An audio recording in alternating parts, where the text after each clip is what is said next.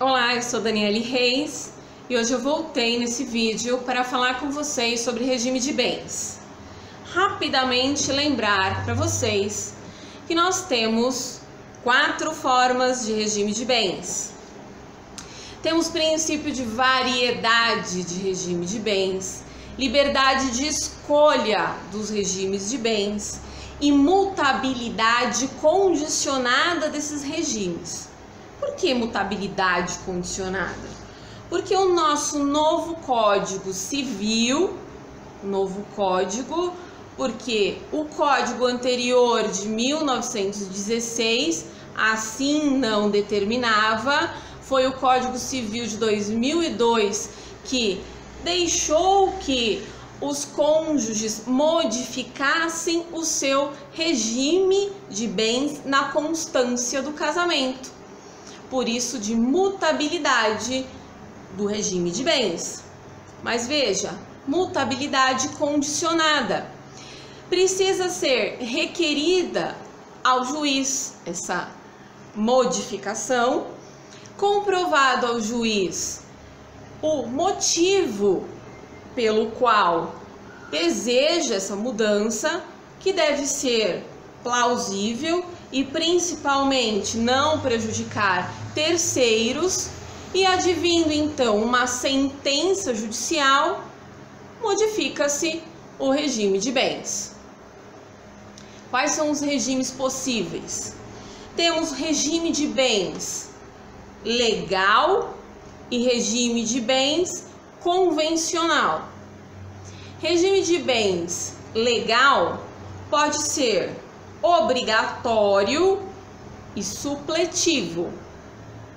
Regime de bens obrigatório é o regime de separação obrigatória de bens no artigo 1641. O artigo 1641 do Código Civil diz que esse regime será imposto aos cônjuges quando eles estiverem implementando as causas do artigo 1523, quando precisarem de suprimento judicial para casar, quando forem maiores de 70 anos. Nessas 3 hipóteses, será obrigatório o regime de bens. Nessas 3 hipóteses, será obrigatório o regime de separação total de bens. O regime supletivo legal está disposto no artigo 1640, que é o regime de comunhão parcial de bens. Quando os cônjuges não adotam nenhum regime, a lei determinará o regime de comunhão parcial de bens que vai reger a união. Isso porque não existe casamento sem regime de bens. E o regime, então, convencional é aquele acordado, escolhido pelos cônjuges, que pode ser de comunhão parcial de bens, comunhão universal de bens, separação final dos aquestos e separação total de bens. Na comunhão parcial de bens, já sabemos que os bens adquiridos antes do casamento não se comunicam durante o casamento.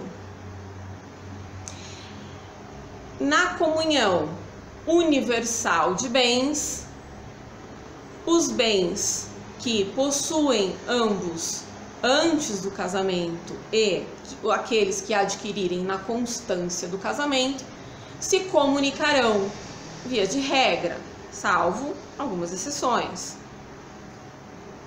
Na separação final dos aquestos, um regime que não pegou na nossa sociedade e que desde a vigência do Código Civil de 2002 já tem propostas para ser retirado do Código, há aqui um misto, onde parece, na constância do casamento, com algo de separação total de bens, mas ao final do casamento, algo parecido com comunhão parcial de bens.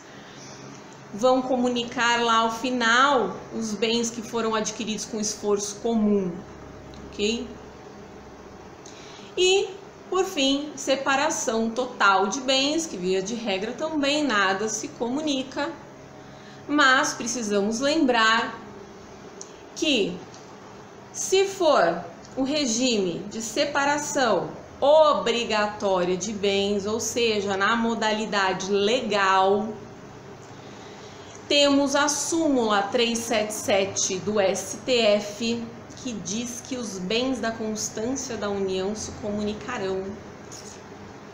E preciso provar o esforço comum. Olha só, hein, gente? Muito cuidado com isso. Isso é muito importante, porque quando nós lemos o artigo 1647 do Código Civil e falamos da vênia conjugal, autorização do cônjuge para certos atos da vida civil, nós vemos lá que, exceto no regime de separação total de bens, né, não será necessário a vênia conjugal. Só que esta súmula nos apresenta uma hipótese onde o cônjuge necessitará estar presente dando sua vênia, se estiver então nesta situação de regime de separação obrigatória de bens. Então, cuidado com a súmula 377 do STF, ok? Esse foi um breve resumo dos tipos de regimes de bens e óbvio que é necessário um estudo aprofundado de cada um, especialmente para estudar os bens que são efetivamente comunicáveis e os que não são, né, de acordo com o Código Civil. E também das possibilidades de criação de um novo regime ou de um regime misto, como alguns chamam, por meio do pacto antinupcial. Eu vou tratar rapidamente do pacto antinupcial num outro vídeo. Espero que tenha sido útil a vocês. Bons estudos. Inscreva-se no meu canal, compartilhe e até o próximo. Um abraço.